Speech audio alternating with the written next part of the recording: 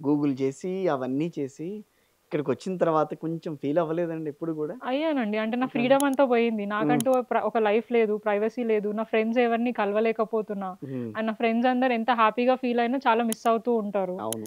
Public నుంచే నాకొక హ్మ్. ఫోన్ కాల్ వచ్చింది. కంటిన్యూగా వస్తుంది. నేను ఆ టైంలో చాలా డిఫరెంట్ ఇష్యూస్‌లో ఉన్నా. ఒకటి మా ఫాదర్‌కి హెల్త్ బాలేదు. అండ్ నేను చాలా చాలా అంటే హాస్పిటల్స్‌కి దానికి దీనికి తిరుగుతూ కొన్ని సందర్భాలలో ఫోన్ ఆన్సర్ జేయలే. ఒక అబ్బాయి నాకు మెసేజ్ జేసి ఇట్లా ఓవర్‌ఫ్లో అవుతుంది. డ్రైనేజ్ ఓవర్‌ఫ్లో అవుతుంది. ఆయన వీడియో రికార్డ్ జేస్తూ మా కార్పొరేటర్ చాలా బిజీ ఉన్నారు. పెళ్లయింది. హస్బెండ్‌తోని హనీమూన్‌లో బిజీ ఉన్నారు. మమ్మల్ని పట్టించుకోవట్లేదని పర్సనల్ స్టేట్మెంట్స్ ఇచ్చేసరికి నాకు హర్టింగ్ అనిపించినాయి. అరే! నేనున్న సిట్యుయేషన్ ఇది. నీకు తెలవదు. అలా బ్లైండ్‌గా స్టేట్మెంట్ పాస్ జేసి నన్ను నెగెటివ్ జేసే ప్రయత్నం.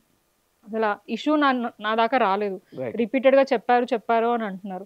డెఫినిట్‌గా నా నోటీస్‌కొస్తే నేను ఆఫీసర్స్‌కి జెప్తా. లేదంటే ఆ టైంలో నేను కాల్ మిస్ అయినా వాట్సాప్ మెసేజ్ అయినా జూస్తా. లేదంటే తర్వాతైనా నేను కాల్ బ్యాక్ జేస్తా. హ్మ్. అంటే మాకంటూ ఒక పర్సనల్ లైఫ్ ఉండదా? మాకు ఫ్యామిలీస్ లేవా? యెస్. 24 గంటలు మేము ఎప్పటికప్పుడు అందుబాటులో ఉంటాం. ఫోన్స్ ఆన్సర్ చేస్తూ ఉంటాం. చూడడానికి మాత్రమే అంటే ఉంటాయి ఇబ్బందులు.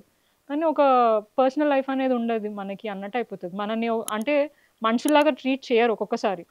అంటే కార్పొరేటర్ ఆర్ ఎమ్మెల్యే మంత్రి, సీఎం అనంగానే ఎక్స్‌ట్రా ఏవో ఇగ ఉన్నాయి. 10 తలకాయలున్నాయి, 10 చేతులున్నాయి. వీళ్ళు ఫాస్ట్‌గా పని జేయాలా అన్న